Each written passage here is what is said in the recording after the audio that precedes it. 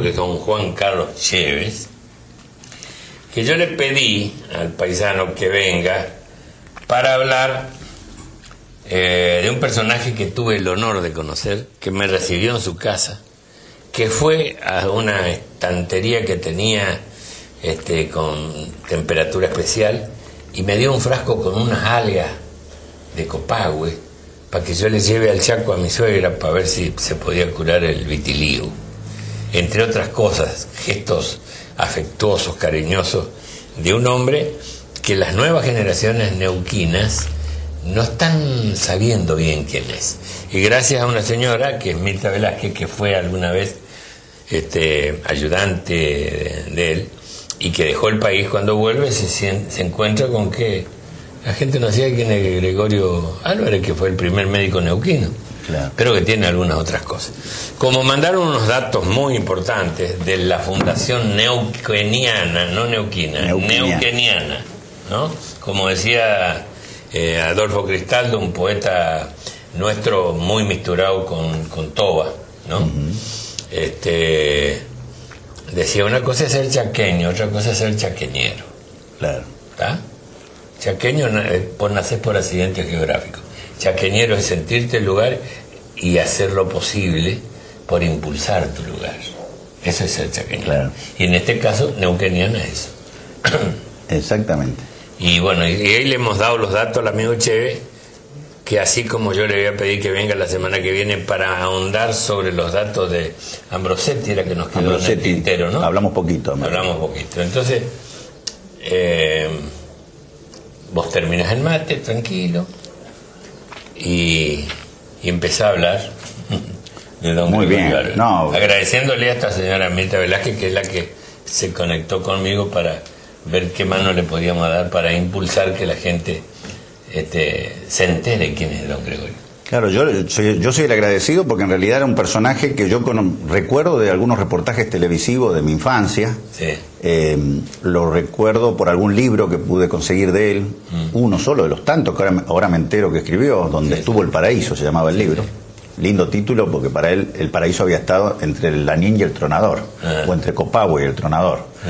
Y la verdad que el que conoce esos lugares puede dar fe de eso. Sí. Y es el que acuñó ese término de neuqueniano, ¿no? Que era homólogo al que usted contó de Chaco, de Cristaldo, porque realmente es una forma de ser, es una cosmovisión de la región, es un sentimiento, no es solamente la pertenencia de donde uno nació. Mirale la cámara, porque si no se pone loco el director. Sí. No, yo lo miro a usted ya poco. Sí. Bueno, así que realmente, aparte es estas coincidencias que yo no creo mucho en ellas, que hoy estemos hablando de don Gregorio Álvarez, don Goyo. Hoy viernes, el que no está viendo en viernes, lo está viendo en el día de su cumpleaños. El día de su cumpleaños, exactamente. Porque este hombre nació el 28 de noviembre de 1889. Ahí es el cumpleaños, el nacimiento de don Gregorio Álvarez, que era de madre araucana y de padre que era criancero. Criancero es el que cría chivos u ovejas allá en la Patagonia o en el sur de Mendoza, en lo que es la zona de Malargüe, es un término que yo escuché muchísimo, ¿no? Todavía pude conocer y charlar con varios crianceros.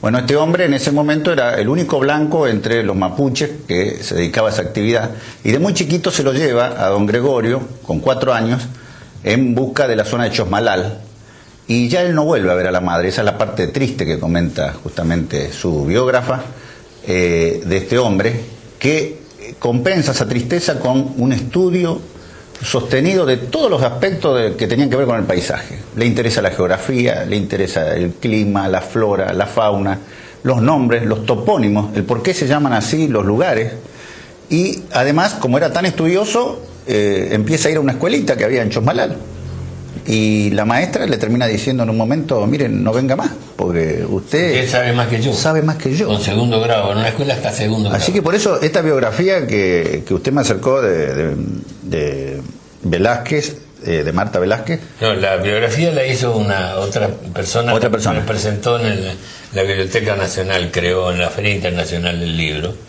Y en San Martín de los Andes, y me la acerca la señora Mirta Velázquez. Claro, porque realmente es llamativo esta historia que se va a repetir a lo largo de la vida. Yo sé con qué hago un paralelo Gregorio.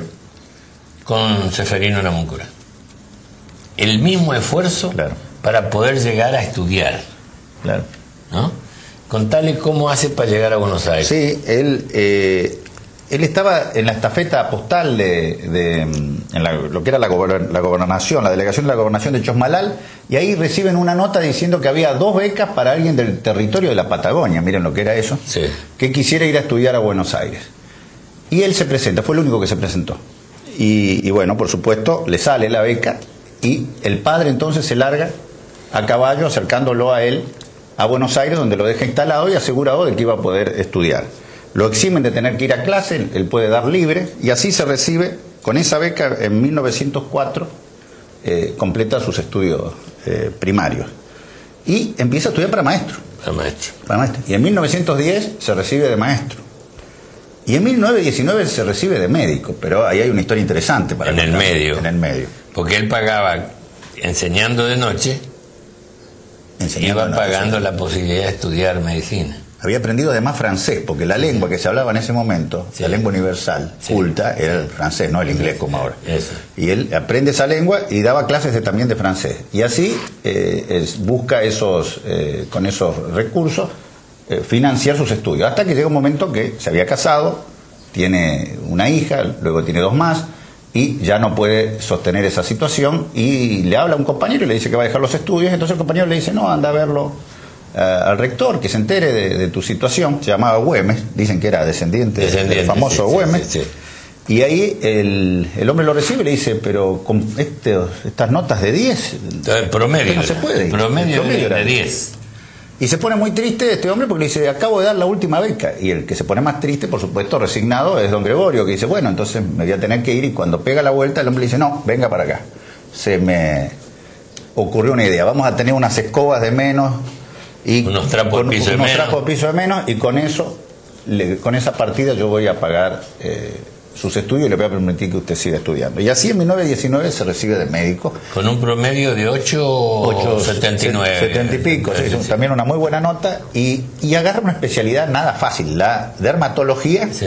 y como era bastante nueva y nadie entendía bien ni la usaba, la pediatría, que era cosa asegurada, ¿no? Sí. Y entonces se especializa en cuestiones de piel en chicos.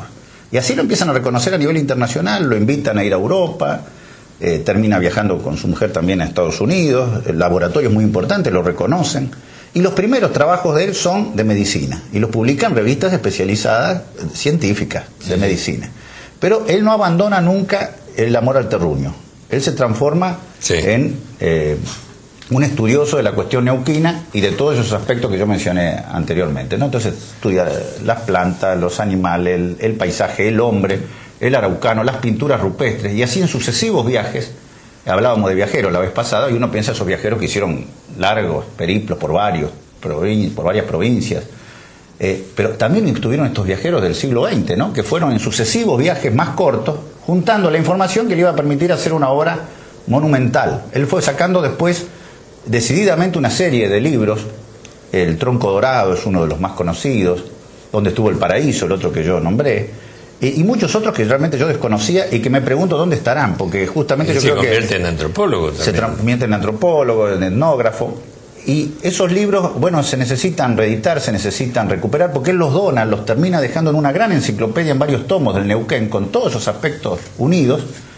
Además le hace lugar a la poesía también, Sí. Así que tiene alguna obra de Yo, como poesía. soy muy desordenado, no he tenido tiempo de buscar, pero yo tengo 1 o 2 libros dedicados por En él. letra de él. Así que en algún momento los voy a encontrar, porque son de las cosas que tendré que guardar para mis nietos, como las que Claro. están dedicadas por el doctor Favaloro, por Fangio. Tal cual. Porque en definitiva dicen que una persona termina de morir cuando el último que la conoció Se olvida. se olvida de ella. Pero hay personas que con su obra dejan una marca para todos los tiempos. Los libros son de alguna manera ese mensaje a todos los tiempos. Sí. Hay un sentido de la posteridad. Este hombre intuitivamente lo tenía, que no es el de la fama. No tiene nada que ver. Es una cuestión de trascendencia, de la sana trascendencia, esta palabra que ha caído en desuso y que hoy tristemente con los libros editados y todo están en antiguas bibliotecas llenos de polvo, y por eso esta sensación de la gente que está reivindicando la figura de don Gregorio Álvarez, porque lo sienten cercano en el tiempo. Don Luis lo ha conocido, lo ha tratado, pero ya empiezan a ser olvidados Vos sabés, cuando yo lo conozco, sí, me pareció un oficinista de esos que está un poco asustado con el jefe, que lo vea el jefe, ¿viste? De una humildad, de una cosa, y estaba molesto porque no me podía atender demasiado, porque tenía un poco así la cosa, ay, yo no sé qué va a pensar, decía, pues, bueno, esta gente que escribe y cosas tiene papeles por todos lados, claro. De una humildad que conmovía, ¿viste? Exactamente. Pero bueno, esa es un poco la humildad de los grandes. La humildad de los grandes. Y bueno, yo que estoy en la cosa biológica tengo que decir algo de mi asunto que lo toca don Gregorio. Uno ya lo comentó usted, el tema de las algas. Hay en las aguas termales neuquinas condiciones permanentes de temperatura que permiten, incluso en los fríos inviernos, con nieve y con amontonamiento de hielo, que subsistan condiciones seguras a lo largo de todo el año. Eso hace que le da estabilidad a formas de vida como las algas muy primitivas que pueden estar ahí, pero son únicas en el mundo de ese lugar. Claro. Y él creía en las propiedades curativas de estas algas, sí, y las promovía. Las algas de los géiseres del Domullo son famosísimas y son todas exclusivas de ese volcán donde él pidió que estén sus cenizas. Sí. Termina esta biografía diciendo que no se ha cumplido con el mandato final de don Gregorio Álvarez. Ajá. Está en un cementerio privado de Neuquén cuando él pidió que sus cenizas vuelvan al Domullo, a este gran volcán, la cumbre máxima de la Patagonia, que no está sobre los Andes, sino sobre una cordillera paralela que es la Cordillera del Viento. Al pie de ella están Andacollo, las ovejas, y está esperándonos en el día de su cumpleaños. En el día de su cumpleaños, si nos está viendo en viernes, estamos reclamándole, no a los neuquinos únicamente, al país, que haga lo posible para instalar, digamos, en la memoria de los educandos, este otro prócer. Este es un prócer sin espada, es un prócer con microscopio, con vocación de servicio, con amor por su pago. Por eso era neuqueniano, claro, más que neuquino. Neuquino es accidente geográfico. Nací ahí, no sé por qué, pero nací ahí. Y ahora sentirse desde el lugar es otra cosa. Una vez lo convocaron para un puesto político y dijo, sí, perdóneme, pero la medicina y la política no van de la mano. Pero fue el primero que estuvo cuando ese presidente, que era médico, sí, lo derrocaron. El primero que lo fue a ver, a don Ilia, fue sí, Gregorio Álvarez. Así que era un hombre de grandes gestos y de convicciones fuertes. Yo lo convoco a usted para la semana que viene, no, para que volvamos a hablar de lo que nos quedó corto el otro día. Claro, sí, esperen, ¿no? Que seguimos mano a mano con